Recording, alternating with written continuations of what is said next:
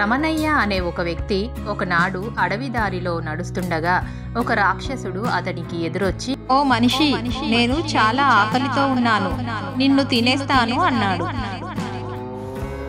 అప్పుడు రమణయ్య చేతులు జోడించి, అయ్యా రాక్షసోత్తమ, నేను నా కుమార్తె వివాహం కోసం ఆభరణాలు తీసుకొని వెళ్తున్నాను. ఇవి ఇంటిలో ఇచ్చి తిరిగి వచ్చి నీకు ఆహారం అవుతాను అన్నాడు. రమణయ్య వేగంగా ఇంటికి వెళ్ళి నగలు తన భార్యకిచ్చి, అమ్మాయి పెళ్లి చక్కగా జరిపించు, నేను రాక్షసుడికి ఆహారంగా వెళ్తున్నాను అని విషయం వివరించాడు. చాటు నుండి ఇది విన్న రమణయ్య కుమారుడు తండ్రి కంటే ముందుగానే పరుగున రాక్షసుడి దగ్గరికి వచ్చి, నా తండ్రికి బదులుగా నన్ను ఆహారంగా తిను అని అన్నాడు. వీరిద్దరూ మాట్లాడుకుంటూ ఉండగానే దూరం నుంచి కర్ర సహాయంతో ఒక వృద్ధుడు వచ్చి, నేను రమణయ్య తండ్రిని, నన్ను తిని వాళ్ళను వదిలేయ్ అన్నాడు. అంతలో ఒక ముత్తైదు వచ్చి, భర్తను కొడుకును కోల్పోయి నేను జీవించలేను, నన్ను తిను అంది.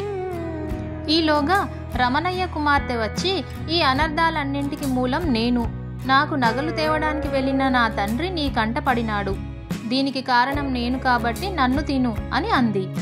వారి అనురాగ బంధాలను చూసిన రాక్షసుని కంట జలజల కన్నీరు వచ్చింది.